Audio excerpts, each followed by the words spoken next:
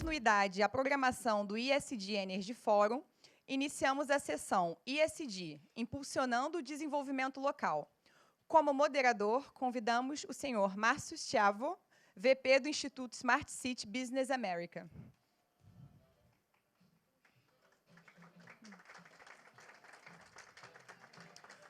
Como palestrantes, convidamos Felipe de Araújo, diretor de Recursos Humanos e Sustentabilidade da PetroRecôncavo. Fernanda Sossai, gerente-geral de Desenvolvimento Portuário e ISD do Porto do Açu. Giovanni Altacho, líder de ISD e dados da Blue Shift Brasil. E Lígia Camargo, head de ISD e comunicação externa do Grupo Ultra. Bom, eu passo a palavra ao moderador. Que, se não me engano, sou eu.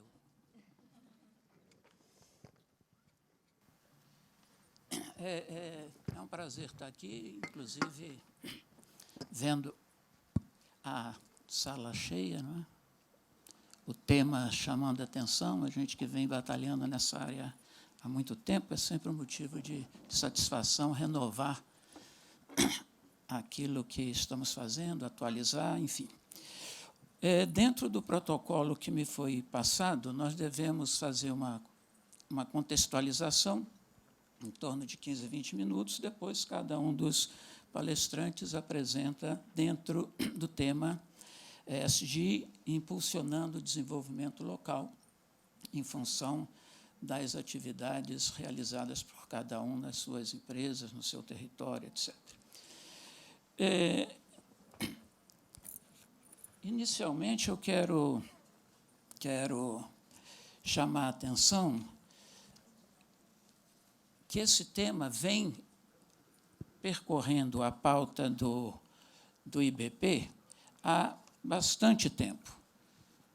Em 2002, foi feito no WPC, no Congresso Mundial de Petróleo, que foi realizado aqui no Rio de Janeiro, a primeira arena social. Então, já desde 2002, o IBP tomou a liderança disso na área da indústria do petróleo, trazendo o tema. Eu chamo a atenção que em 2002 eles estavam começando os ODMs, os Objetivos de Desenvolvimento do Milênio, os ODS, que hoje todo mundo, de certa maneira, domina, eles são de 2015 e 2016, e então já existia uma consciência clara da necessidade dos temas ligados ao meio ambiente, as questões sociais e mesmo de governança.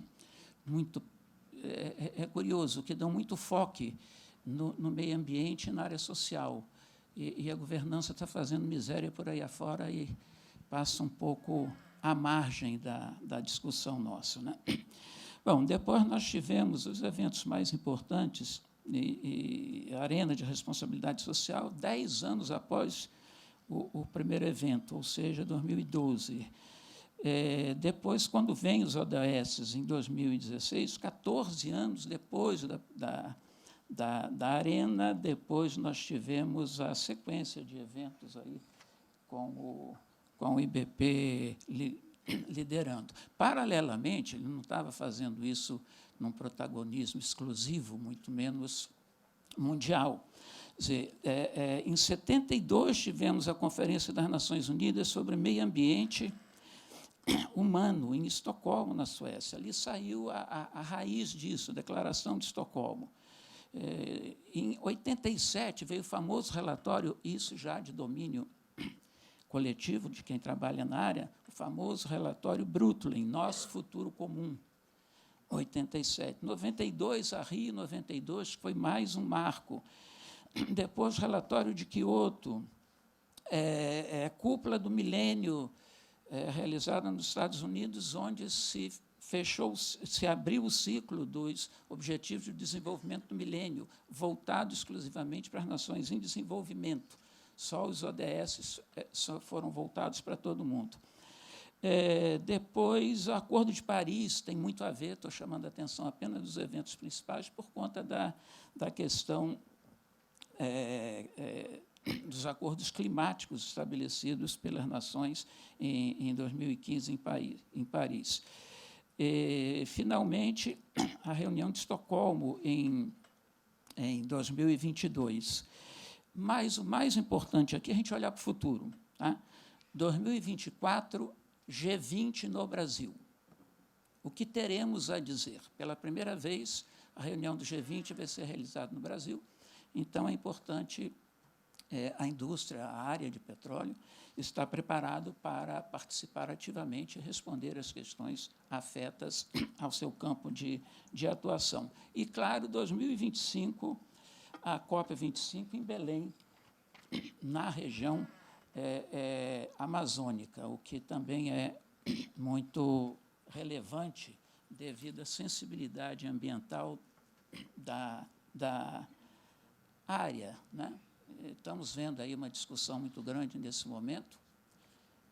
É curioso porque há um grupo que fala em foz do Rio Amazonas e outro grupo, margem equatorial, né? Na minha opinião, falar em foz do Rio Amazonas equivale a dizer que o Rio Doce está desembocando na Baía de Guanabara. Então, porque nós estamos a 550 quilômetros para lá, ao norte, e 150 quilômetros para dentro d'água. Acho um certo exagero, não ajuda a equacionamento dessa questão, apenas a um acirramento daquilo que não precisaria existir. Bom, uma coisa curiosa, como eu falei em 2002, a produção de petróleo do Brasil em 2002 era diária 1.500.000 barris. E, naquele momento, já se realizava, como eu disse, o Congresso Mundial, a Arena de Responsabilidade Social na época. Em 2023, agora, fevereiro último, bateu o recorde de produção. 4.183.000 barris dia. O que significa isso? Se quisermos, podemos dizer, a discussão sobre a ESG melhorou muito o ambiente para aumentar a produção em 180%. Alguém pode dizer, não, isso é absurdo fazer essa afirmação. Aceito, mas é absurdo falar que a ESG atrapalhou o desenvolvimento da indústria de petróleo, porque ela cresceu de 1,5 milhão de barris por dia para 4.183.000 barris atualmente. Pode ser que existisse uma possibilidade de crescer ainda mais, é verdade.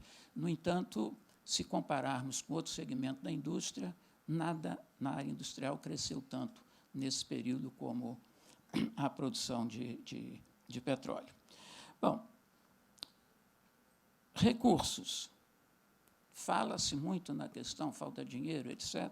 Se nós colocarmos esses 4 milhões, estou falando de hoje, há uma média de $75 o barril, nós temos 300 milhões de dólares por dia de recurso gerado. Tá? 10 dias, apenas 10 dias, 30 bilhões, não, desculpe, 3 bilhões de dólares. Portanto, há recurso. A questão é como está distribuído a divisão, a aplicação desses recursos. Se nós fizermos, como eu falei rapidamente antes, a questão da margem equatorial, segundo dados publicados recentemente pelo Globo Jornal, são 15 bilhões de barris à reserva daquela área. 15 bilhões. Isto significa, diminuindo um pouco o preço, passando para $70, porque foi esse o cálculo divulgado pelas áreas especializadas, nós temos 1,050 trilhões, que seria o resultado dessa exploração. E vocês vão ver, porque eu estou começando por essas linhas. Tá? Isso equivale a cerca de 5 trilhões de reais, que equivale a 50% do PIB brasileiro. Então, a grande questão é, podemos abrir mão disso? Se for o resultado aparecer em 10 anos, sabemos que não vai ser no dia seguinte, claro, nós teríamos um impacto de 5% do PIB por ano. Se for em 20 anos, que seria mais razoável, nós temos 2,5% do PIB por ano apenas com essa área. Quem se responsabilizará por tirar isto da população brasileira? Achamos que é preciso que essas questões sejam pautadas. E eu fui um dos organizadores do Arena Social em 2002. Todos os meus compromissos estão voltados para o meio ambiente.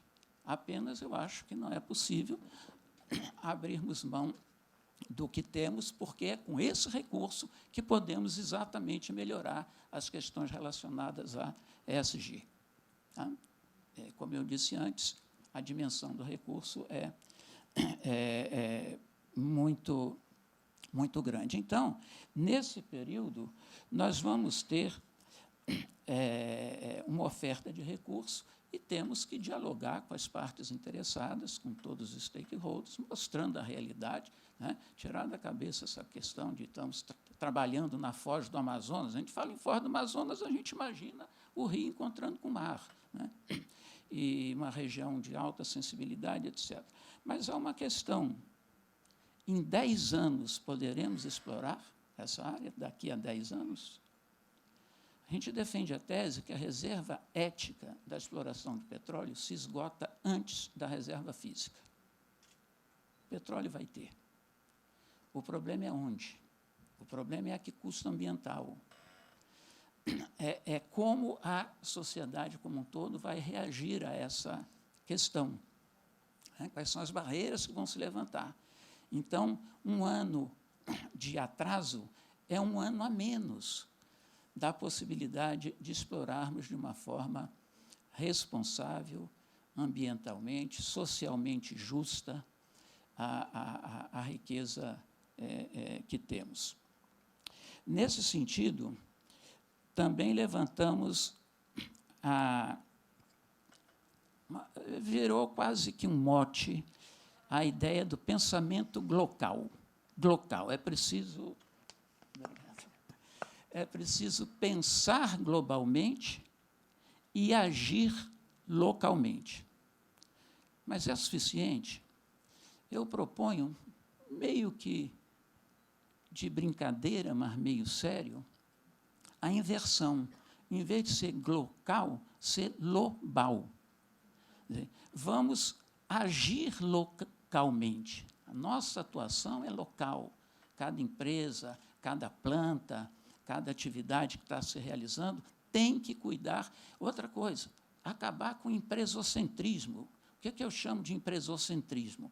A empresa se ver no centro de tudo. Aí o resto é em torno. Quer dizer, não. Por maior que seja a empresa, ela cabe no município. Então, tem que entender que o mundo não gira em torno dela, não, ela é parte de um complexo de relações. Então, a ação local é que deve dar a pauta para os resultados globais. É à medida que cada um fizer o seu papel que nós vamos ter o resultado somado. Bom, qual é a relação, qual é o compromisso da empresa com essas 3 questões? Vamos na ordem. A questão ambiental, o E do ESG,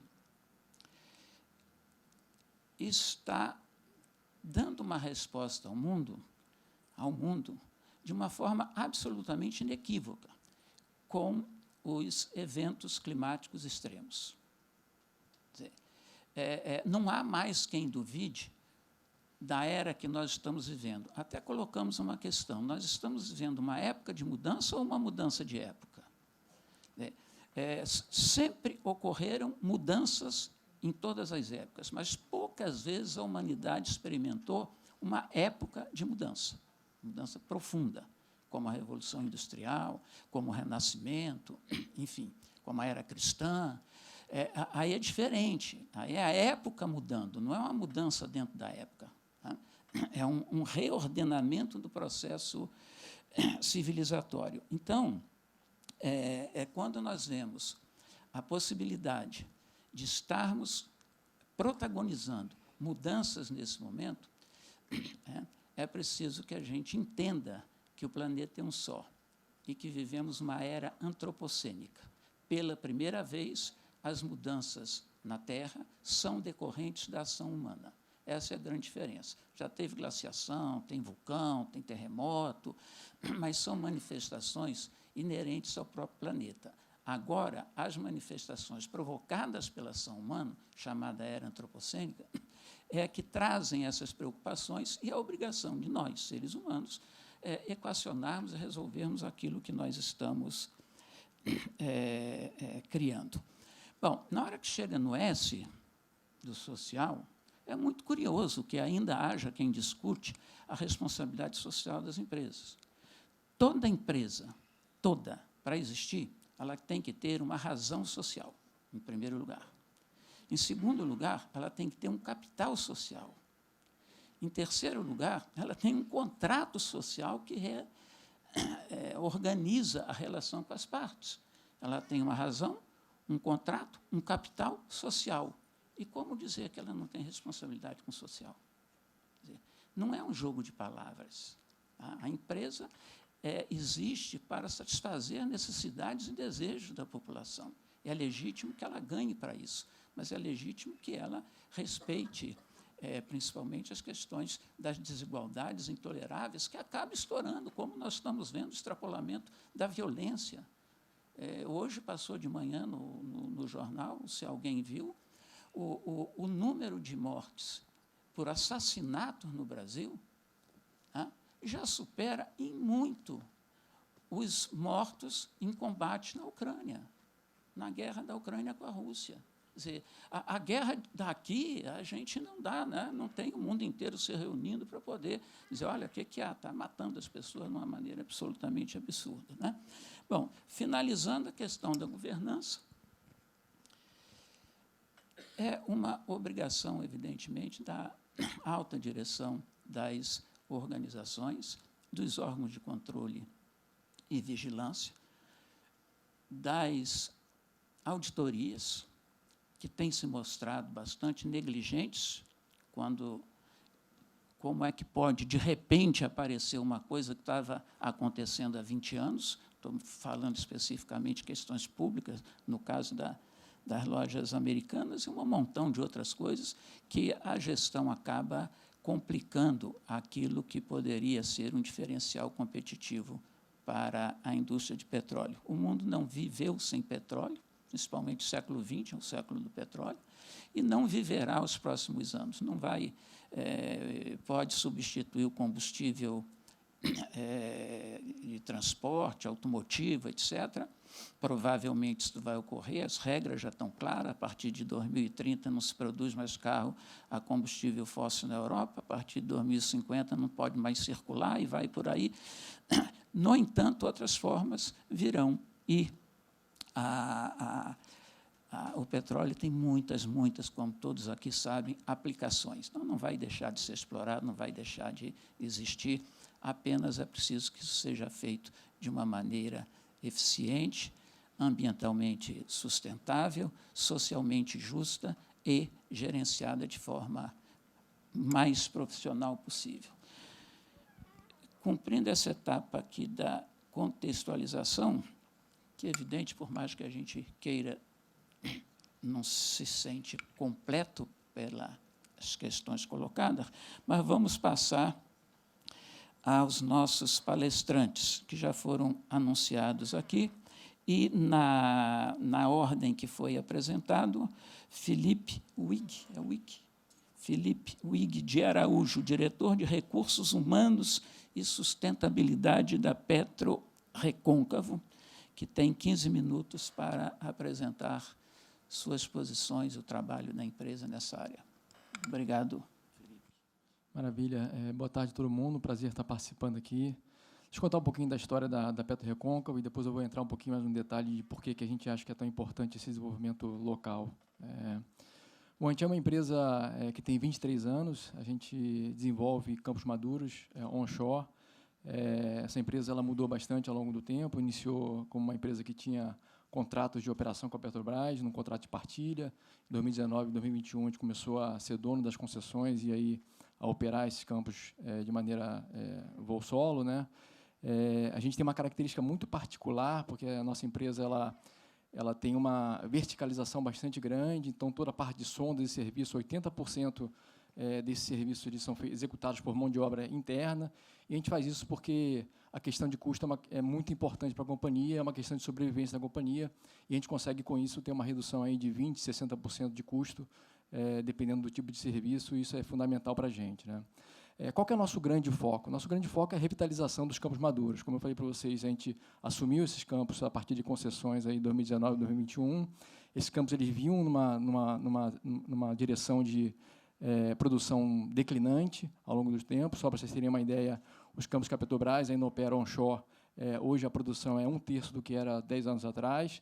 E a gente, quando a gente assume esses campos, a gente, em 2, 3 anos, consegue, e são dados reais, consegue duplicar a produção nesses campos.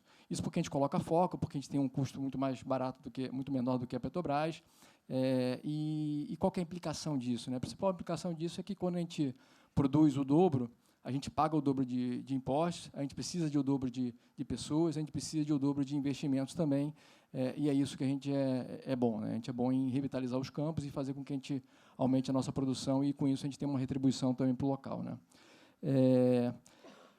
A gente atua, né, Bahia e Rio Grande do Norte, notadamente em regiões bastante carentes, tá? Então, só para vocês terem uma ideia, o IDH dos municípios nos quais a gente atua está em volta de 0,63 na média, a mediana Brasil é 0,67 e a mediana do Sudeste é 0,71.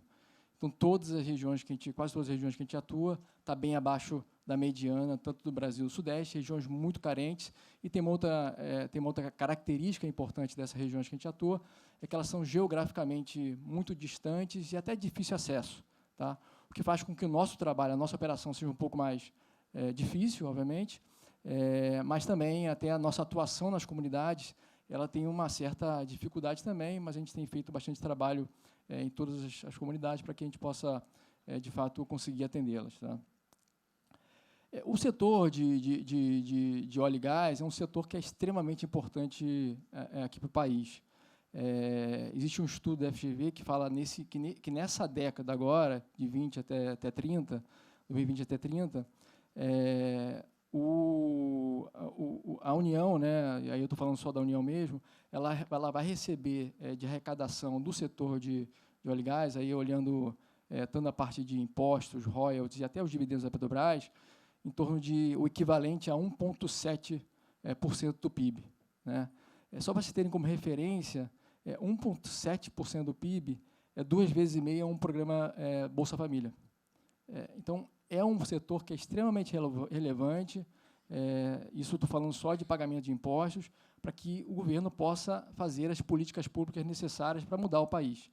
Então, é um setor que tem uma relevância extremamente grande, de novo, 2,5 vezes o Bolsa Família, tá? A gente não é diferente, né? Quando a gente olha para nossas regiões e o impacto que a gente tem em cada uma das nossas regiões, a gente também paga muito imposto, a gente também investe muito e gera muito emprego, né? Então, nos últimos 5 anos, nós pagamos 2 bilhões entre impostos federais, estaduais, municipais e royalties. Só em 2022 a gente pagou 1 bi de impostos. Quando a gente olha para a parte de investimento, a gente investiu 1 bilhão no ano passado, esse ano vai ser a mesma coisa.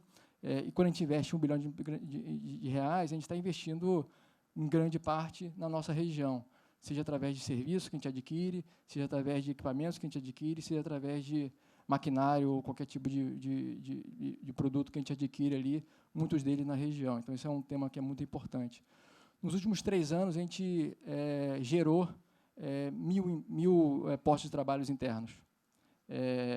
Então, isso é só pessoas que são diretas lá, 1.000 pessoas, 1.000 postos de trabalho a mais do que a gente tinha 3 anos atrás, fora o efeito multiplicador que a gente tem quando a gente considera também os terceiros, né? Tem um estudo que fala que é de 1 para 4, então a gente está criando aí, nesses 3 anos, quase 5.000 empregos diretos na região, né?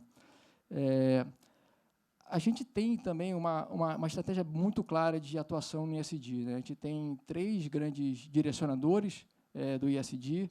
A gente fala que tudo que a gente faz tem que ser sustentável no longo prazo, então a gente quer que as iniciativas que a gente faça, elas, depois de um certo tempo, elas possam ser autossustentáveis, não dependam só da gente. Esse é um tema que é super importante, a gente escolhe as iniciativas de maneira que elas possam ser autossustentáveis. A gente precisa ter um entendimento profundo da localidade, das necessidades da localidade, e como a gente atua há 23 anos na região, a gente conhece muito, aliás, muitas pessoas que estão na nossa força de trabalho são pessoas da localidade, das pequenas comunidades que existem lá, então a gente conhece muito bem o que acontece no dia a dia da vida das pessoas, mas a gente também escuta muito. Então, a gente tem, dentro dos nossos programas, a gente tem conselhos para que as comunidades possam falar quais são as necessidades, e aí sim a gente possa identificar como que a gente pode melhor atuar dentro dos nossos programas, tá?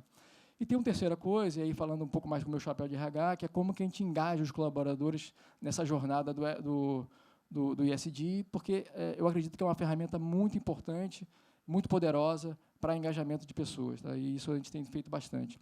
Quando a gente olha para as 3 letrinhas, ESG, dentro do meio ambiente, a gente olha muito para como que a gente pode mitigar o impacto do nosso setor, da nossa atuação, da nossa operação, então, evitando não só a parte de resíduos, mas também diminuindo a nossa emissão de gases, né? E, particularmente no meio ambiente, a gente tem uma atuação muito forte no Rio Grande do Norte, olhando para o melhor uso do solo e para o melhor uso da água, tá? Que é uma região bastante carente de água e que precisa bastante desenvolvimento ainda de uso do solo, então nossos programas são voltados para essa área. Quando a gente olha para o social, obviamente a gente olha para dentro também, né? A gente tem um tema muito importante de bem-estar dos colaboradores, mas quando a gente olha para fora, para as comunidades, a gente tem uma atuação mais forte dentro da Bahia, em que a gente tenta melhorar, tentar melhorar a carência que tem de educação, sobretudo nas escolas públicas. Então, a gente tem algumas iniciativas de reforço escolar para que as crianças possam ter uma educação melhor e que elas possam ter uma suplementação, né, uma complementação, desculpa, da educação que elas têm nas escolas públicas, tá? Também olhamos muito para a questão de empregabilidade na Bahia, que é um tema também que é muito importante. Quando a gente olha para o G, a gente fala muito, obviamente, de todos os canais de transparência, compliance, como uma empresa listada em bolsa, a gente tem uma preocupação bastante grande nesse sentido. ESG não é um tema novo para a gente atua desde 2013, muito por uma característica específica da companhia, que é o empreendedorismo. Então, as pessoas começaram a pensar como que elas poderiam fazer aquilo que é o certo, como que elas podem retribuir para a sociedade, e começaram a criar alguns programas que agora a gente utiliza como 2 grandes plataformas de iniciativas aqui dentro da companhia. Um é um programa de Ciranda Viva, com foco muito grande no reforço escolar e na educação das crianças, tá? O outro que é o Viva Sabiá, que tem um foco grande nos temas que eu falei para vocês, tanto de utilização do solo e também de agricultura familiar, né? A gente tem alguns resultados bastante expressivos, e eu vou falar um pouco dos resultados aqui de 2022. A gente já tem de 16 comunidades, né? Lembrando que, como eu falei para vocês, a gente tem comunidades que são extremamente dispersas geograficamente, algumas das áreas que a gente atua ficam a 100 quilômetros uma da outra, em linha reta, então são áreas bastante dispersas. A gente atendeu mais de 3.000 pessoas durante esse ano de 2022, 282 famílias participaram dos nossos programas de agricultura familiar, 100 famílias já conseguem produzir, e com um aumento de renda mensal aí de R$ 246, né? A gente está falando de 20% do salário mínimo, né? Que é um tema que é um pouco do que eu falei para vocês, de como é que esse negócio começa a ser autossustentável, né? Então, a gente tem que ensinar as pessoas não só a plantar de maneira o plantio orgânico, mas a gente também ensina essas famílias a como vender os produtos delas e, inclusive, como precificar esses produtos, né? De novo, para que seja um tema que seja sustentável. Tá? A gente tem um programa que é muito interessante, que é um programa voltado para a captação de água, né? A gente sabe que a água potável é um problema bastante importante, né? Até para a saúde das pessoas. Então, a gente tem um programa que a gente que é chamado de Aqualuz, que é um dispositivo com uma membrana que, através da radiação solar, ele potabiliza a água. Só no ano de 2022 foram mais de 100 mil litros de águas que foram tratadas e viraram águas potáveis para as famílias que fazem parte desse programa. Hoje a gente tem mais de 10 cisternas e 51 dispositivos aí à disposição das famílias para que elas possam beber água potável. Tá? A gente tem também um empenho bastante grande na qualificação da mão de obra local. 90% da nossa força de trabalho é de baiano e potiguar. Obviamente, aqui eu não sou um deles, né, por enquanto, mas eu estou virando baiano aos pouquinhos, mas 90% é tudo local. E a gente, ano passado, fez um programa muito interessante, que é um programa de qualificação, de treinamento de profissionais de sonda. É uma mão de obra que é muito específica do setor, muito difícil, porque não é uma mão de obra escassa, e a gente fez um trabalho com o Senai para formar 180 profissionais de sonda. Foram mais de 8 mil inscrições, nós qualificamos 180, 42 estão trabalhando dentro da companhia. Né? E aí tem um tema que é muito importante, que é como que o ISD passa de um centro de custo para ser uma ferramenta que gera valor para a companhia. Né? Então, nesse caso, é um exemplo bem claro de que a gente começa a colocar o ESG no centro de como que a gente está gerando valor para a companhia. Bom, para terminar aqui, falando um pouquinho a gente faz tudo isso, mas também a gente tem que ter um olhar muito grande de como que a gente minimiza o impacto das nossas operações, eu falei isso no início, né, dentro das comunidades. Quando a gente pegou os campos lá oriundos da Petrobras, a gente pegou esses campos com uma intensidade carbônica bastante alta, medindo através de toneladas de carbono equivalente por 1.000 barris produzidos. Né? A gente pegou esses campos com 27 unidades, né? E aí a gente hoje já tem esses campos operando a 20. Então, 20 toneladas de carbono equivalente por 1.000 barris produzidos. Né? Então, uma redução bastante grande, e internamente a gente tem a meta de chegar a 15, tá? Que é um valor bastante menor e que se equipara às empresas offshore, que, obviamente, por natureza, tem uma intensidade carbônica sempre bem menor. Tá? É isso. Obrigado, Felipe. Vamos vendo as coisas acontecendo. E é importante valorizarmos o que acontece, o que se faz. Muitas vezes, isso passa à margem. Por exemplo, quando você colocou a questão dos impostos pagos, se tangibilizarmos isso para a população, é mais fácil entender. Assim, o que você acha se a empresa pagasse todo o sistema educacional do município?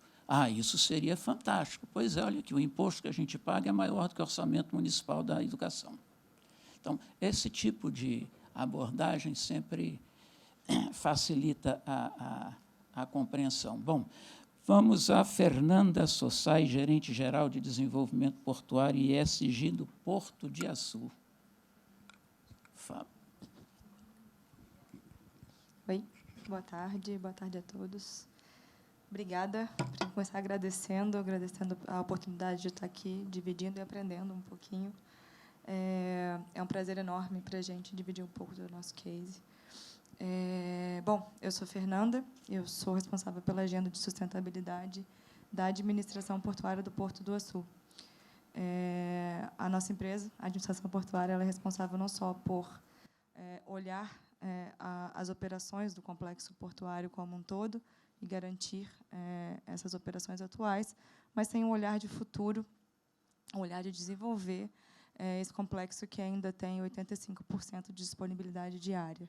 E é com esse olhar atual e futuro que a gente busca trazer um desenvolvimento das nossas operações com, e aí eu vou pegar um pouco da provocação do Márcio, uma abordagem global.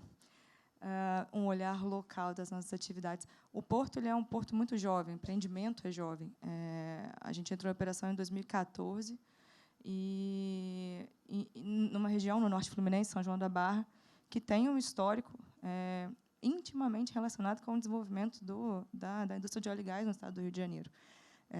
Uma região que está ali de frente para a Bacia de Campos, que historicamente recebe as contribuições e os royalties, e que também vivenciou o desenvolvimento dessa agenda de sustentabilidade e dos projetos sociais de licenciamento de todos os operadores que estão aqui na frente e na costa. Então, o Porto do Açu também, em todo o seu desenvolvimento, tem uma íntima relação com a indústria de óleo e gás. Hoje é uma importante base de apoio, estou falando de mais de 450 navios entrando e saindo do porto todo mês para atender essa indústria.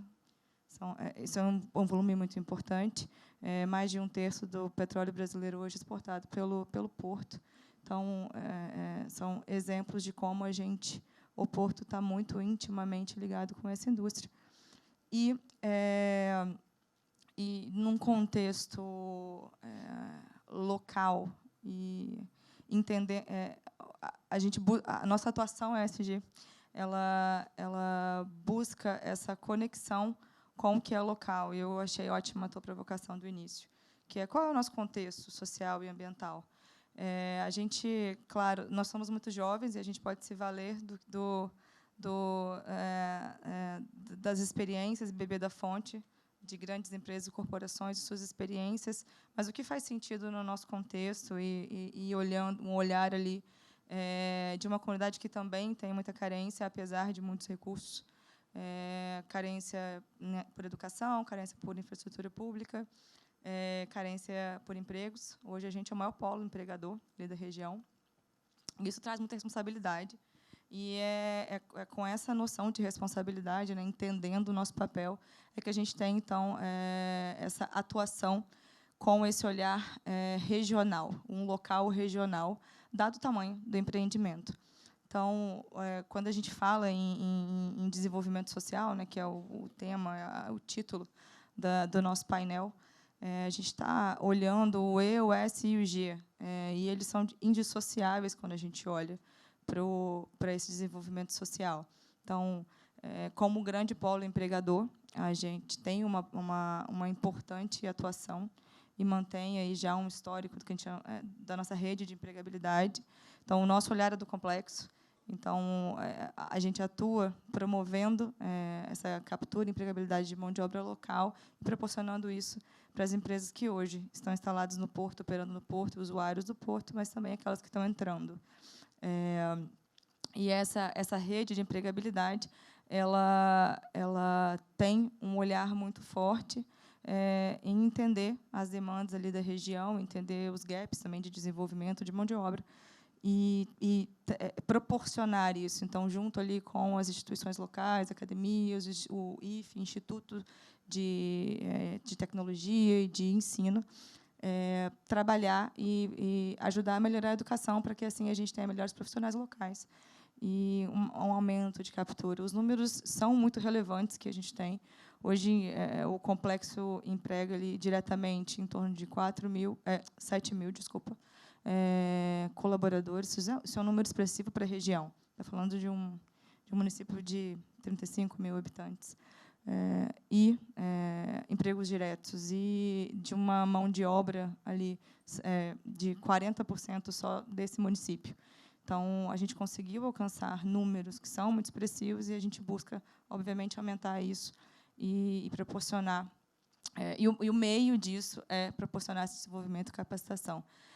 Para além de mão de obra, toda a cadeia de suprimento norte fluminense é muito rica. Existem diferentes polos ali que são muito importantes e que a gente olha para eles não só num olhar atual de como a gente pode desenvolvê-los e aumentar esse conteúdo local norte fluminense ali nas operações, mas também como que a gente vai preparar essa cadeia para o desenvolvimento que está vindo. O olhar do porto já estamos mirando o papel do Brasil na transição energética e como que a gente pode contribuir para isso, ser um grande hub de energia. E o desafio atual é como que a gente vai garantir que esse desenvolvimento que está vindo com toda essa industrialização de baixo carbono, o desenvolvimento das novas energias, possa trazer o maior ganho localmente. Então, isso passa por entender quais vão ser as capacidades, os skills que a gente precisa na mão de obra local, como que a gente pode, com esse olhar, o que eu vou precisar daqui a 5, 10 anos. Isso é uma discussão muito relevante, muito importante que a gente está fazendo nesse momento, olhando o que vai mudar nesse novo contexto e, com isso, até endereçar preocupações que são essa ruptura no mercado de trabalho que a gente tanto está discutindo que vai acontecer junto com a transição energética. A mesma coisa para a cadeia local. Como que a gente vai desenvolver a cadeia local para atender essa nova indústria que vai se instalar ali no porto? Então, um pouquinho de desenvolvimento a partir da rede local e das cadeias locais. E o desenvolvimento das cadeias locais, na nossa visão, ele não se limita ao fornecimento ao porto diretamente. A gente é um vetor de desenvolvimento econômico e suportar e desenvolver ali cadeias locais que existiam antes do porto ou atividades econômicas que são ali que estão na raiz do município, como a agricultura familiar ou como a pesca artesanal. Também a gente tem um foco em desenvolver isso e fortalecer essas cadeias, independente do fornecimento direto para o porto, mas no entendimento de que a gente precisa coexistir com esse contexto que é local, que é da região e que é muito importante, que está na raiz cultural da região. Nesse sentido, também, a gente vem trabalhando o empreendedorismo social, que tem tido resultados muito interessantes, principalmente para o desenvolvimento ali dos jovens, jovens inovadores com ideias fantásticas, que têm trazido cases incríveis. E a gente já está no segundo ano, foi o ano passado, um trabalho com o CIEDS, e que tem sido muito enriquecedor ver os resultados desse trabalho. E mais recentemente, tem também, desde o ano passado, que a gente tem incluído a inovação e o olhar para a inovação dentro desse contexto de desenvolvimento social. O Porto do Açu lançou um laboratório, uma plataforma de inovação, que não só tem o objetivo de estabelecer um programa de inovação aberta no porto e promover ali a sustentabilidade e a eficiência das operações portuárias, mas também fortalecer o ecossistema local. Então, como que a gente consegue conectar os grandes players que já estão operando ali, os novos players que vão entrar no complexo portuário e industrial, com esse ecossistema local, com a academia, e, com isso, promover, de novo, mais desenvolvimento e mais dinamização da economia local. O contexto da onde a gente está, a gente é um porto costeiro, está na costa, e o contexto ambiental é muito importante. São João da Barra tem um histórico importantíssimo com a Restinga e com as lagoas costeiras. A região, quem conhece, é uma região lindíssima. E a gente trabalha a conservação da biodiversidade, esse equilíbrio é um dos pilares muito importantes do desenvolvimento do porto, porque o porto tem uma área gigantesca e a gente precisa garantir que esse desenvolvimento garanta o equilíbrio e a conservação e traga ganhos positivos para a biodiversidade local, e a gente vem trabalhando isso, não só no sentido de gestão de biodiversidade e conservação, mas trazendo isso, resgatando isso nas comunidades locais.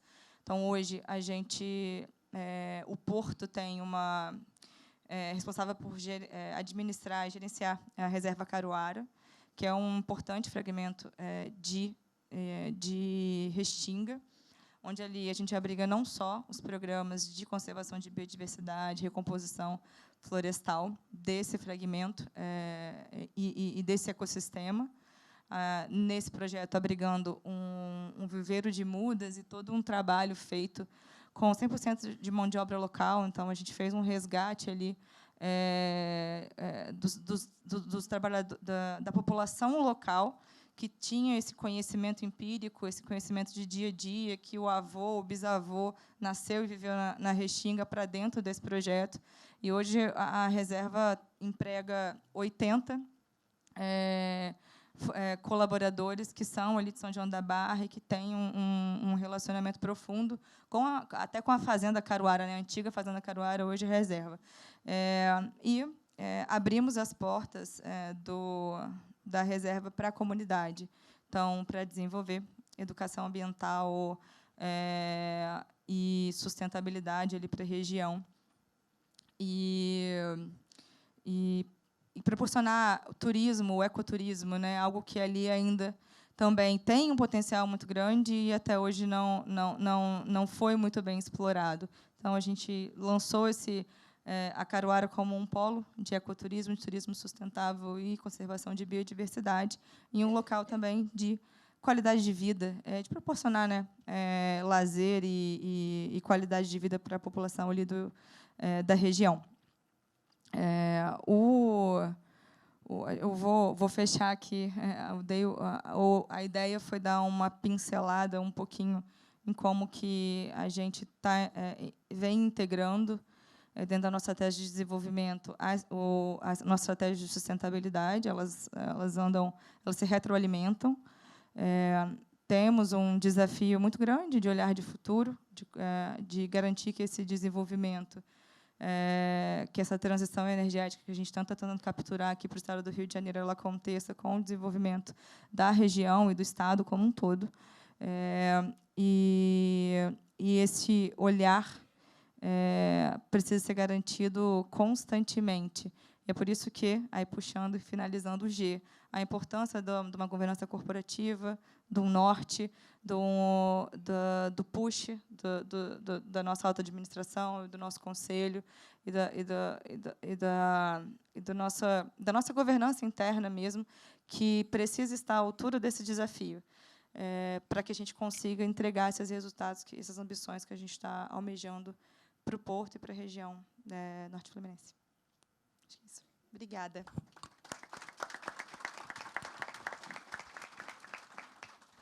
Obrigado, Fernanda, nos trazendo uma atualização. Eu fico particularmente feliz de ver que, lá atrás, tivemos a oportunidade de colaborar com alguns projetos do Porto Açu e o G falhou. Lembram do Complexo X? Atrasou terrivelmente aquilo que poderíamos ter avançado. Então, mais uma vez, para mostrarmos a importância do G, aí, da sigla também. E a questão logística, que é fundamental, né? Estamos todos, não estou me referindo à indústria ou empresa A, B e C, tendo que reinjetar uma quantidade enorme de gás porque não tem solução logística para trazer, né, para o uso, para o consumo. Lembrando, aliás, não precisa, né, mas é Instituto Brasileiro de Petróleo e Gás. Então, o gás está aí, no cerne do IBP, e é importante despertarmos para essa questão da logística e da boa gestão. Bom, isso foi uma contribuição importante que a Fernanda trouxe, que nos traz lembranças e perspectivas muito positivas para o futuro. Giovanni Altaccio, isso aí? Isso aí. Líder de ESG e dados da Blue Shift Brasil. Por favor, Giovanni, bem-vindo. Boa tarde, pessoal. Boa tarde a todos. Boa tarde a todas. É um grande prazer para nós estar aqui em nome da Blue Shift, em um evento de alto nível, né, com um tema tão vigente como ESG, em um segmento tão relevante quanto a energia, focando nas indústrias de petróleo e gás. Acho que isso é muito relevante. E, do nosso lado aqui, a Blue Shift é uma empresa nacional, com 12 anos de existência. Nesse período, a empresa cresceu de um sonho do empreendedor fundador, que em 2009 foi para Nova York fazer um curso de Big Data, numa época que não se falava de Big Data ainda tão massivamente, né? E ele, a partir de 2011, montou uma empresa, uma consultoria de TI, no momento em que não havia mão de obra qualificada nessa área, que era muito recente.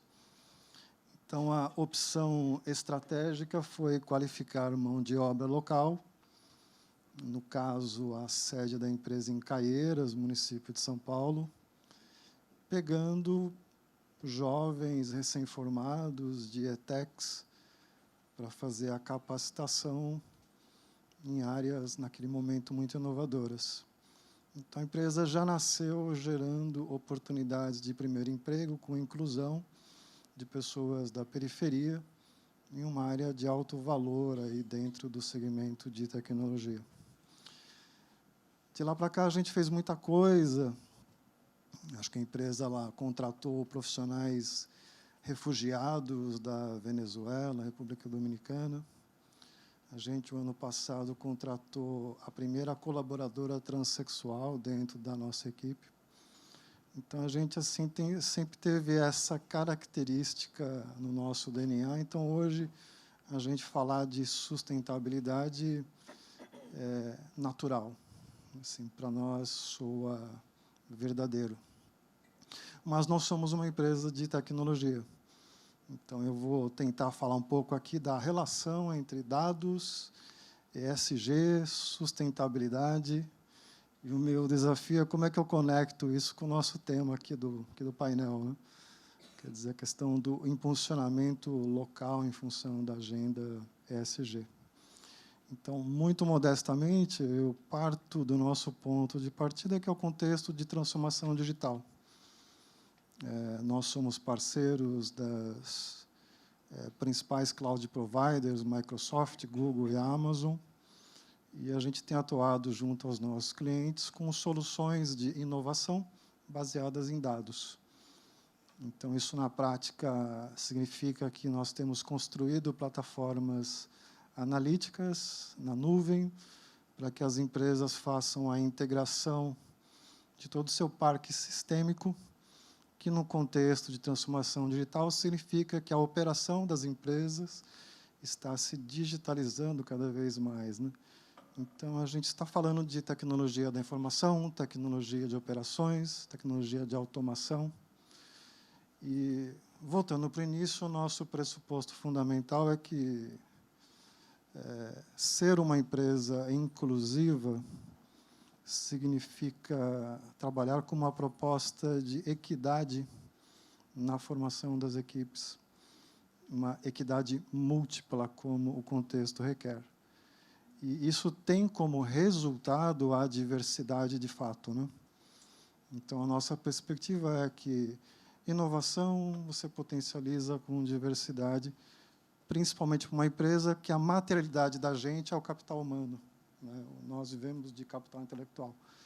Então, esse é o nosso pressuposto fundamental do nosso negócio.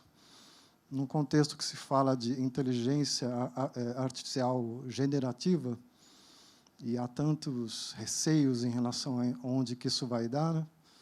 O nosso pressuposto é nós potencializamos a inteligência humana com tecnologia, numa perspectiva de fazer com que a inovação aplicada à sustentabilidade nos leve numa agenda de um desenvolvimento sustentável de fato, né? Esse é o nosso pressuposto. Acho que está todo mundo aqui querendo fazer isso dar certo, cada um dentro do seu segmento, né? Então, sustentabilidade, no nosso caso, se olhar para a agenda de tecnologia, tudo isso evoluiu muito rapidamente nos últimos 50 anos.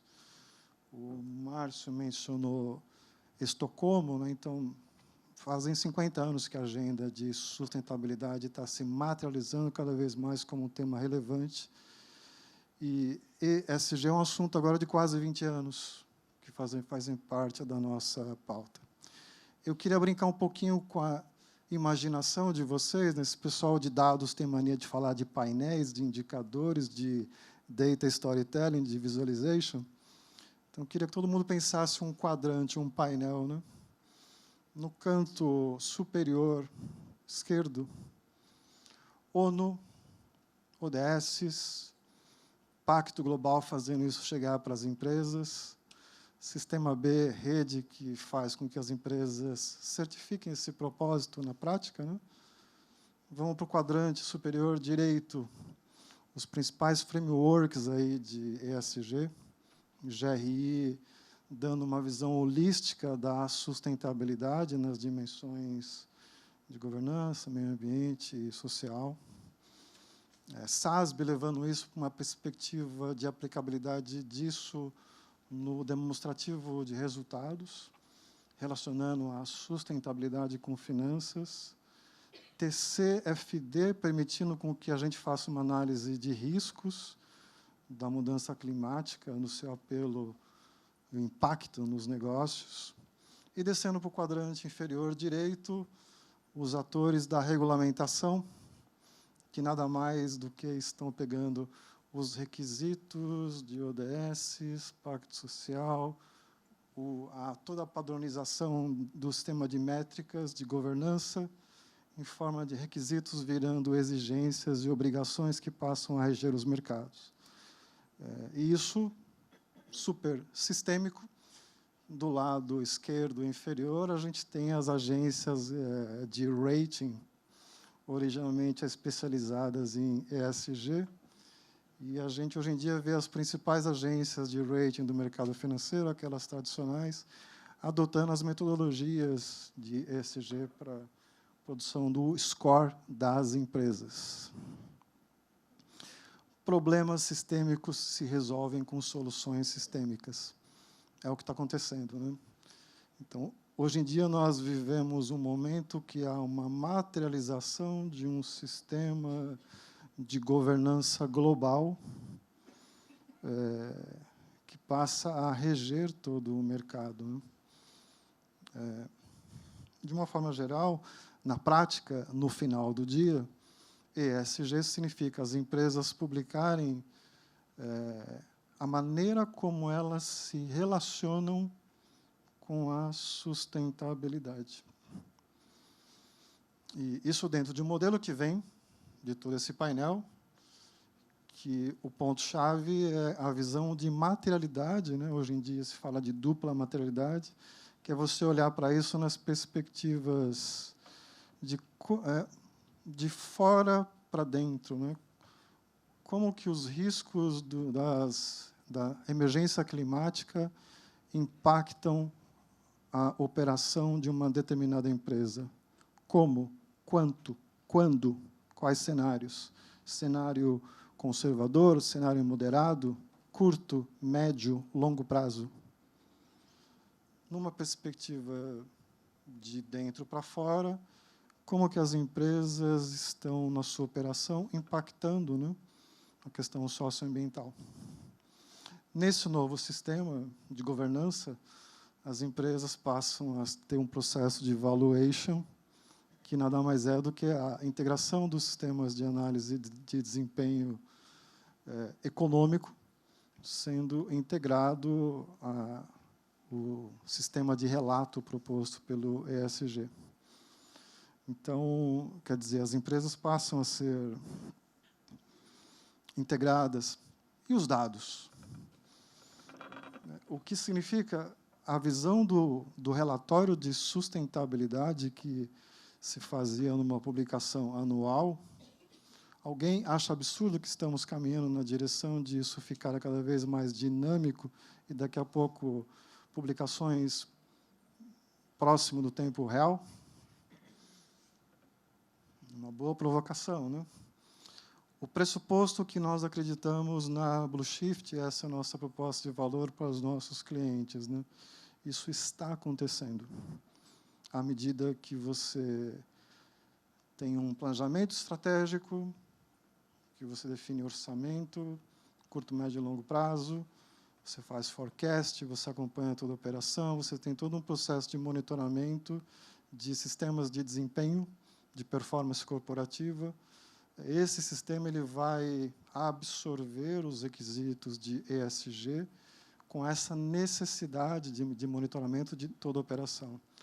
Então, ESG está nessa camada mais executiva gerencial, mas as informações que vão nutrir todo esse processo vêm do operacional, da sustentabilidade aplicada na prática, dentro do contexto de negócio de cada empresa, cada uma dentro da sua materialidade.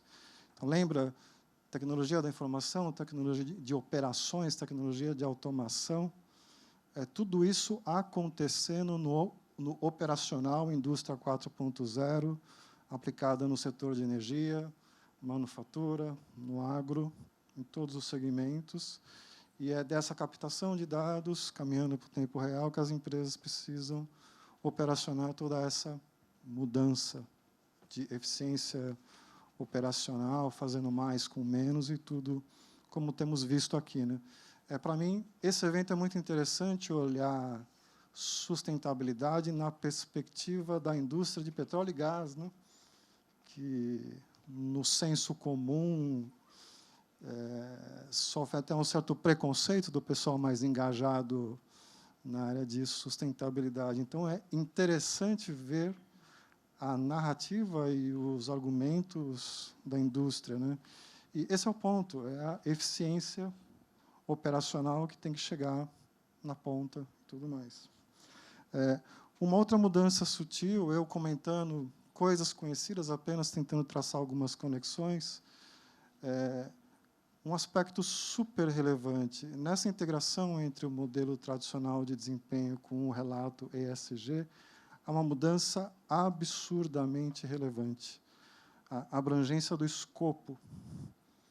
A gente não olha mais só para a empresa. Tem que refletir nesses relatórios toda a cadeia de fornecimento e toda a cadeia de distribuição e vendas.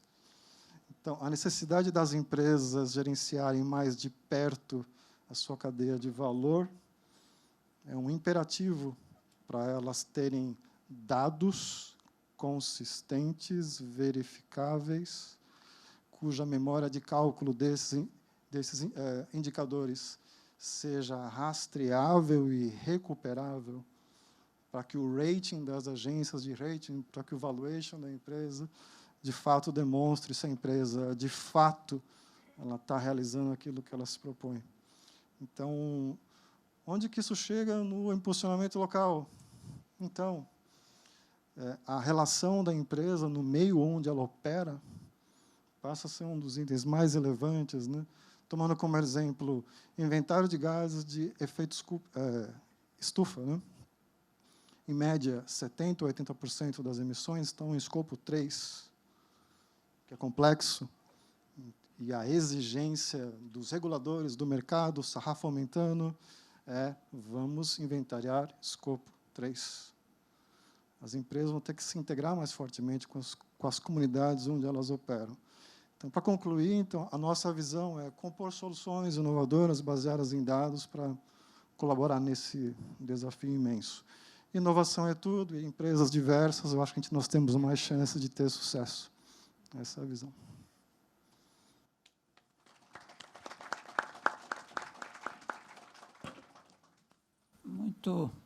Muito bom, muito obrigado, Giovanni. Vocês veem que é como se cada apresentação fosse se completando na outra, né? As coisas, e vai abrangendo mais o nosso entendimento. A questão da inteligência artificial, que hoje está aí na casa de todos nós, ao alcance de todos nós, bem utilizada, como foi colocado aqui, traz uma contribuição a essas discussões, essa necessidade de implementação das ações ligadas à ESG de forma muito mais ampla, né? Mas me lembro quando você falou da imaginação, lembrei de Malraux e a Revolução de 68 na França, a maioria aqui provavelmente nem nascido era, né? Mas onde a população ia para a rua, o slogan era a imaginação no poder. E chegamos no momento que a imaginação está no poder. Né? Então, é interessante. Né? Lembrando também outro fato importante que ele destacou, claro, a necessidade, a importância dos relatórios, mas relatório volta-se para o que aconteceu para o passado. Né? E quando a gente faz um monitoramento e uma avaliação permanente, on time, nós estamos corrigindo o que vai acontecer. Então, é fundamental não se dar por satisfeitos com um bom relatório, e sim com um sistema on time que possa corrigir no andar das atividades. E, por último, a importância de ter atenção com a cadeia de valor, né? Porque quem não presta atenção na cadeia de valor pode acabar preso.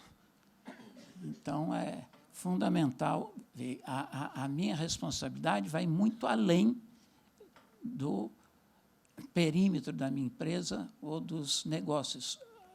Os maiores problemas que nós temos visto nessa área são exatamente ligados à cadeia de valor. Sabe? A costureira da facção tal, que é acusada disso, o segurança do supermercado, e sempre o discurso é o mesmo. A empresa tomou providências, demitiu ou rompeu o contrato, tá? Mas os problemas continuam, e isso é fundamental para que a gente possa, de fato, entender até onde chega a nossa responsabilidade, que, no final, emenda um no outro. Né? Uma grande roda onde todo mundo tem parte das responsabilidades. Bom, por último, vamos ter a Lígia Camargo, que é Head de ESG e Comunicação Externa do Grupo Ultra. Por favor, Lígia. Obrigada, Márcio. Boa tarde a todos. Parabéns pelas palestras até agora. Bom, eu sou Lígia, como o Márcio bem falou, e eu trabalho no Grupo Ultra. A gente diz que a gente costuma se apresentar pelos filhos. O Grupo Ultra não é tão conhecido como nome, mas é a holding da Ipiranga, da Ultragás, da Ultracargo e de outras empresas que fazem parte do grupo. E eu queria pedir licença, Márcio, para propor um exercício social de desenvolvimento local. Eu queria convidar nossos colegas tradutores para ensinar para a gente fala, como que a gente apresenta ESG na língua de sinais. S é assim é o A, né? Dedão para assim. Vamos, gente. ESG. ESG. Isso é o quê? Energia. E sustentabilidade? Ixi. Faz um mundão aqui. E quando fechar, você troca. Ah, que bonito. Legal. Como se dando uma segurada mesmo aqui. Para sustentar, né? Aprendi muitas coisas. ESG, energia, sustentabilidade. Muito bem. Acabamos de passar por uma experiência de desenvolvimento local. E eu acredito que o desenvolvimento local é quando a gente equilibra essa troca, é o dar e o receber entre todos os nossos stakeholders. A qualquer momento, você tem a oportunidade de poder promover essa troca com os seus stakeholders.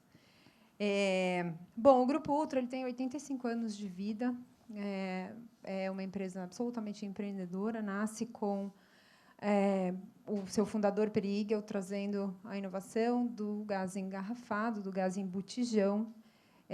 E, ao longo desses anos, desde então, a gente pôde adquirir muitas empresas, muita venda de uma, compra de outra, tal, e até hoje formar o portfólio que a gente tem.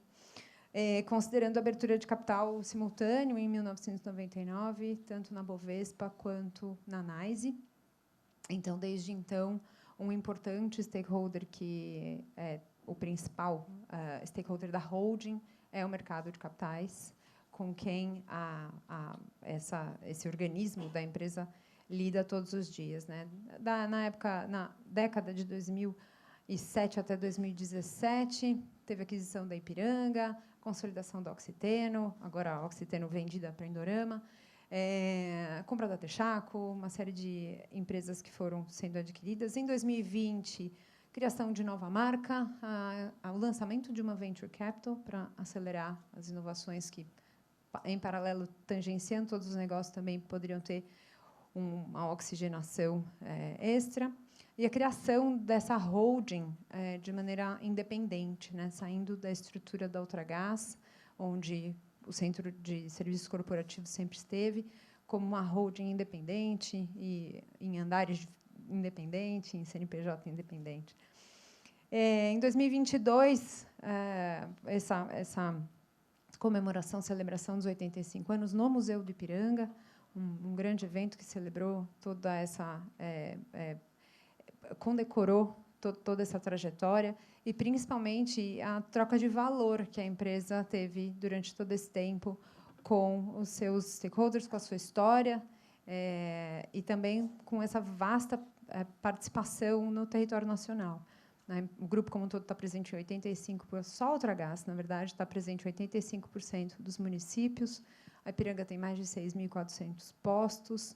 Os postos e as revendas Ultragaz são nossos clientes, né, não são parte da nossa rede. Tem algumas próprias, mas a grande maioria são os nossos clientes. Em 2023, em março desse ano, a gente pôde lançar as metas ESG 2030 para o mercado de capitais. Um momento super importante, onde eu, que estou lá há 3 anos, pude colaborar com essa jornada de estrutura de uma estratégia de ESG para além do olhar dos negócios da operação, que é onde, de fato, promove impacto, né? O impacto está muito inerente à atuação dos negócios. Falar de ESG do ponto de vista de holding é bastante diferente, peculiar, e um espaço onde as pessoas, as empresas, principalmente, precisam se entender para até calibrar uma empresa que está mais adiante em um assunto, uma empresa que está menos adiante. Então, eu me senti muito presente quando o Márcio comentou que é muito complementar no painel, cada um falando de uma ação e de um ponto de vista, de uma perspectiva. Eu queria dar um zoom nesse período de 2020 a 2023 para abordar do que se fala sobre ESG. A gente tem que repetir para decorar, né? Não, ESG. Boa. Justamente porque foi um período onde o aspecto de ESG e todo o impacto promovido dentro da companhia tomou corpo e tomou outra dimensão. Há muitos anos, as empresas, né, a Ultragaz, Ipiranga, a Ultracargo, já falam a respeito de ESG, são signatárias do Pacto Global, atuam com os seus, né, relatórios de sustentabilidade como uma ferramenta também de comunicação com seus stakeholders, e têm um papel fundamental no desenvolvimento dos seus, no seu entorno, né, garantindo essa responsabilização do impacto promovido no seu entorno. E, como empresa, qualquer uma delas poderia estar aqui falando a respeito das suas iniciativas de escolarização, de impacto, capacitação de professores, capacitação de técnicos para atuação em portos ou para atuar como VIPs, que são os vendedores da Ipiranga de pista, ou mesmo como revenda. Todas as empresas têm seus programas de fortalecimento e capacitação técnico para essa melhoria e principalmente formação da força de trabalho dentro do seu entorno, e também como um resultado muito importante para melhorar a performance das empresas, né? Então, de novo, é um ganha-ganha, né? A gente precisa olhar para desenvolvimento global ou local como uma grande oportunidade de negócio.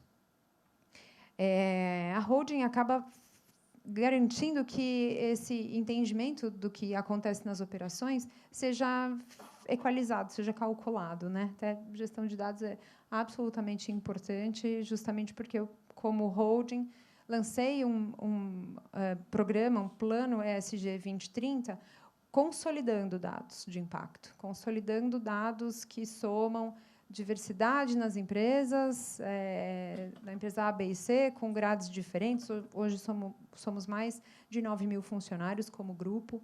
Então, a consolidação dessas informações passou a ser parte super importante dessa gestão e dessa comunicação com os stakeholders. E o olhar não só para os negócios, mas também para a exigência dos investidores, dos fundos, é parte da calibração, né? Então, a BlackRock é a nossa investidora, Glass Lewis, CPPIB, assim como os ratings, MSCI, ISS, Sustainalytics, é uma sopa de letrinhas que acaba também garantindo essa exigência da transparência sobre o que se faz na ponta com o nosso entorno, com as nossas operações no dia a dia. E ESG é como a gente mostra o valor desse impacto. E esse valor pode ser positivo ou negativo. O que talvez antigamente se media, né, como... vou colocar um tema que é mais antigo, mas todo mundo conhece, que é segurança, né? Antes era só um aspecto de segurança. Hoje, segurança faz parte intrínseca da estratégia de sustentabilidade, porque pode tirar valor da companhia, né? Pode agregar valor ou tirar valor da companhia. A segurança é mais antigo, pelo tema intrínseco à sustentabilidade humana, mas a gente pode falar de diversidade, que é um tema mais recente, onde a gente está aprendendo, como sociedade, a falar a respeito dos indicadores de diversidade, que é mais recente, mas entra no mesmo guarda-chuva de ESG. E o colega falou a respeito dos temas materiais, que eu acho que é crucial a gente não falar o que a gente quer sobre sustentabilidade. A gente precisa falar o que querem saber da gente de sustentabilidade. Eu brinco que cada pessoa, né? Nós somos um átomo, né? E as empresas são grandes moléculas, mas cada átomo tem suas idas e vindas, seus pushes, seus pulls de energia, né? Então a gente também tem impacto direto. Tem que desenvolver localmente o que a gente precisa para poder gerar a riqueza que a gente precisa, para poder comprar o que a gente precisa, para poder viajar, para estar aqui, para poder trabalhar. E a gente precisa gerenciar stakeholders, né? Então, a minha mãe quer saber se as minhas filhas estão sendo alimentadas, né? Ela é minha stakeholder. O meu marido quer saber que hora que eu vou chegar em casa, porque ele está com as meninas lá. Se é meu outro stakeholder, minhas amigas querem saber quando que eu paro de viajar para poder ir tomar uma cerveja. Então, são stakeholders, né? As empresas têm os seus stakeholders. Se a gente olha para o que as empresas, para o que os nossos stakeholders querem saber, meu cliente talvez queira saber como que vai ser o programa, o plano comercial da próxima janela, né? Ou o meu fornecedor quer saber se a minha política de fornecimento vai mudar em algum modelo, ou se o contrato vai ser revisitado, né? Ou se ele vai ter que adotar medidas de ESG na próxima revisão contratual para poder continuar sendo um fornecedor. A opinião dos nossos stakeholders é o que rege a nossa estratégia de ESG. E esse desenvolvimento local, ele faz parte de um dos aspectos de um plano, de uma estratégia de ESG da companhia. E eu diria que aqui, como holding, olhar para o nosso impacto como empresa é muito mais desafiador, justamente porque eu preciso abordar temas que extrapolam o aspecto social de entorno, né, que foi muito que os colegas puderam dizer. Mas eu estou falando não só de impacto da comunidade e a soma de tudo isso, gerando valor para a companhia, mas também redução de envio de resíduo para aterro. Como é que eu gerencio isso? Como é que eu educo os meus colaboradores para entenderem que um copinho plástico, às vezes, pode custar muito mais do que um outro tipo de bebida ou levar sua garrafa de casa. Cadeia de valor, como já foi falado aqui também, é um aspecto de desenvolvimento local super importante. Revendedores, clientes, consumidores finais, fornecedores envolvidos, e eu, como uma grande molécula, podendo promover o impacto positivo e educando esses fornecedores a respeito do patamar de ESG que a gente tem como companhia. Foram gerados, em 2022, 76 mil postos de trabalho por meio dessa nossa força empreendedora, com revendas e com revendas Ultragaz e revendas Ipiranga, clientes Ipiranga. E as metas ESG, todas elas são atreladas à remuneração variável da companhia, que também é um tipo de desenvolvimento local, que eu posso fazer para que a minha governança seja sustentada por meio de ações práticas do dia a dia. Falei um pouquinho de tudo, acho que embaixo de tudo isso a gente tem que falar de governança, não tem como escapar do tema do ESG,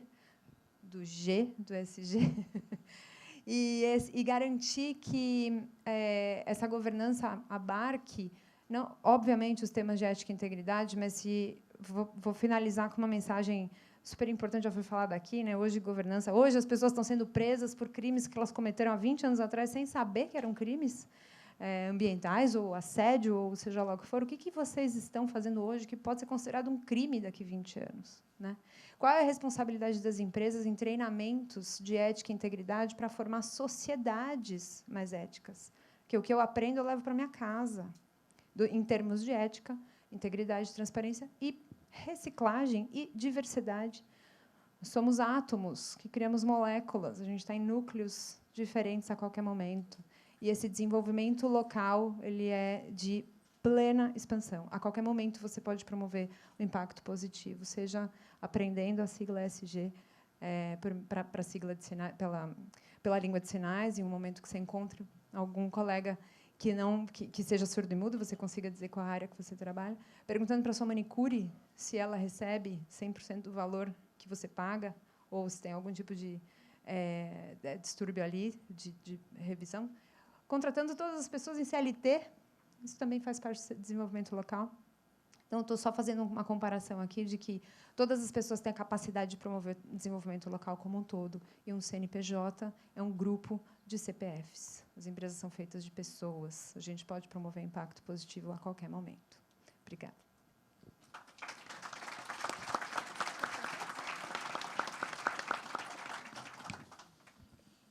Muito bom, Lígia. E quantos, você falou em percentagem de municípios que vocês chegam? 85% dos municípios. Tá? Multiplica isso por 5.000, dá quase tudo. Né? Imagine o entorno dela.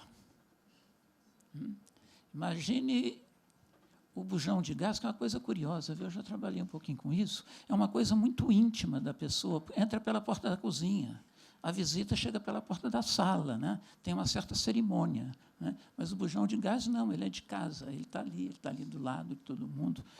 Né? Então, somando aí essa atuação de vocês diversificada, você imagina o seu entorno, está dirigindo o carro, está andando, está atendendo no posto, está entregando o gás, está cozinhando o feijão da pessoa, né?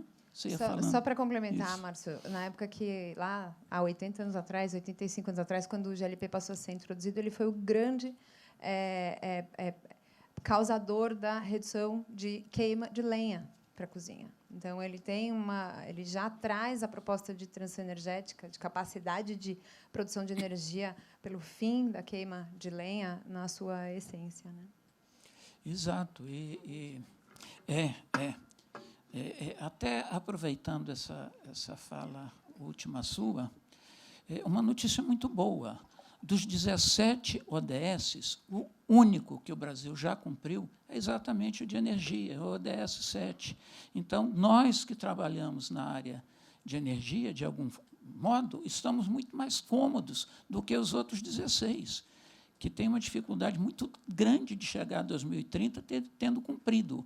Mas o ODS 7, energia limpa, é o único que o Brasil já cumpriu. O grande risco agora é descumprir. Entendeu? Isso cair progressivamente e termos dados piores no futuro do que o que temos atualmente, não é? E também gostei da questão do átomo, mas ela não disse, né, que você não tem bomba molecular, você tem bomba atômica. Então, é o átomo que faz a diferença aí, é a fricção, né, nuclear. Bom, temos um tempinho para as perguntas, e aí eu tenho que manobrar esse objeto.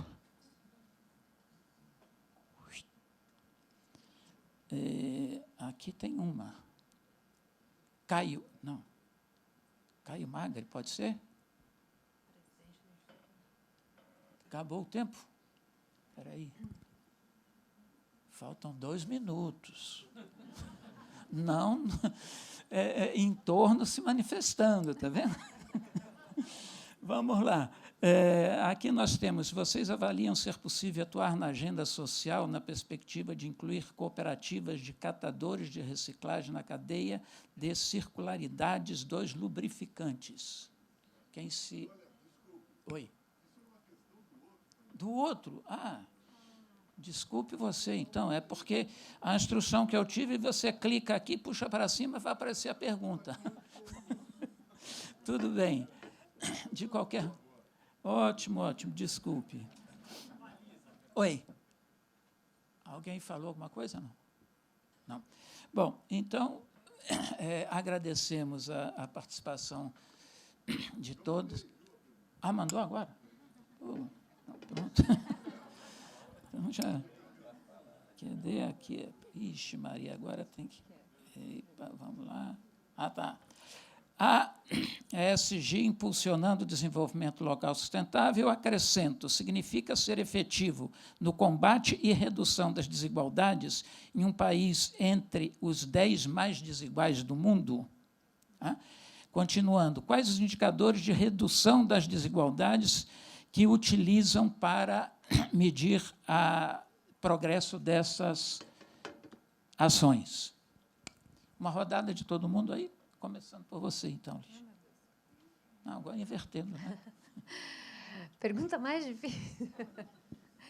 Bom, sem dúvida, eu respondo que sim, acredito que a ESG seja uma das ferramentas que a gente tem para distribuir renda de maneira mais equitativa e, portanto, reduzir as desigualdades sociais. Pergunta enviada pelo presidente do Instituto Ethos. Não é pouca coisa, não, né? A pergunta, a gente pode bater um papo, né? Mas, sem dúvida, eu acho que as empresas, né, a agenda de ESG, ela está trazendo o aumento dessa conscientização a respeito do papel que cada empresa tem pelo seu entorno, pelos seus stakeholders e pelo valor que ela pode promover na sociedade de maneira microeconômica e macroeconômica, né? A gente costuma dizer que se a Ipiranga não existisse no ecossistema de distribuição de combustíveis, o combustível seria mais caro.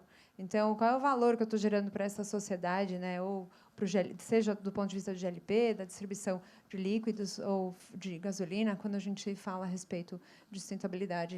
E esse valor ele precisa estar no bottom line do P&L, né, das companhias, para a gente poder entender se a conta está valendo a pena, né? E esse exercício de falar de ESG num fórum de energia do Instituto Brasileiro de Petróleo é mais do que necessário, porque a gente sabe que o universo é um setor carbono intensivo e o carbono está sendo um desafio para a nossa sociedade. Então, é aqui que essa discussão tem que acontecer e acho que a evolução que a gente tem ela está só começando. As discussões elas precisam ser super imperativas e de ação. Afinal, é a década da ação. Obrigado. Complementando? Só vou pedir rapidinho para não levarmos o puxão de orelha aqui. Bom, com certeza, sim. Essa atuação ESG e esse olhar de desenvolvimento, ele contribui e deve ter um olhar para contribuir para diminuir a desigualdade e por um mundo mais justo. E sobre como medir, eu vou responder que estamos buscando exatamente isso. Já estamos há algum tempo numa grande discussão interna nossa de qual a melhor forma de medir. Eu acho que muitos dos colegas aqui vão contribuir que tem o mesmo desafio, encontrar forma de medir impacto positivo. Como que a gente vai medir isso? Eu ainda não encontrei a solução, e, se tiver uma sugestão, por favor, a gente está nessa jornada aí buscando, mas eu acho que o colega aqui, que conhece dados, talvez tenha alguma sugestão bacana. Puxa vida, eu, tomando vantagem de ter pouco tempo, vou acabar escapando. Mas eu vejo assim, eu acho que ESG é um meio para viabilizar a sustentabilidade. E isso tem que nos obrigar a traduzir isso em renda, emprego, inclusão, especificamente sobre inclusão digital, por tudo que falamos aqui. E uma dica, por favor, vão ao Google e pesquisem Instituto Olga Koss. Ela tem a escala cidadã de inclusão, é uma metodologia homologada pelo Inmetro, que faz com que as empresas consigam medir o seu nível de inclusão. Acho que é um indicador ESG social absurdamente relevante. Bom, eu vou corroborar aqui, eu acho que também faz todo sentido, eu acho que é um tema super complexo para medir. Só para te dar um exemplo aqui, a gente hoje é um dos mais importantes fornecedores de gás lá do Rio Grande do Norte. O gás que a gente fornece é mais barato, o Rio Grande do Norte é um dos estados do Brasil que tem um menor preço de gás. Isso geralmente, certamente, leva um impacto na cadeia como um todo, né? Como é que a gente mede isso como indicador de desigualdade social? Então, de melhoria da desigualdade social, né? Então, eu acho que é um tema super complexo para medir, mas certamente a gente tem que começar a medir. Bom, agradecemos aqui a contribuição, inclusive da pergunta muito provocadora, não é? E bom para a gente também cair dentro, né? Olha, a coisa tem que mostrar a que veio. Só lembrando, a Oxfam Brasil tem uma seção de olho nas desigualdades, onde também listam aí as contribuições que estão ao alcance de todos nós, principalmente das empresas, para a diminuição das desigualdades. Tá? Então, fica acrescentando aí a dica que você deu. E a oportunidade agora é muito grande com a reforma tributária. Tá? Então, a reforma tributária está em tramitação e, se houver uma reforma tributária com foco em diminuição das desigualdades, é uma oportunidade para nós recuperarmos uma série de questões aí sobre esse ponto. Tá? E, mais uma vez, aí agora, finalmente, agradecemos a participação dos palestrantes, de todos que estiveram aqui. Até uma próxima oportunidade, ao IBP por continuar proporcionando esse momento para todos nós. Obrigado.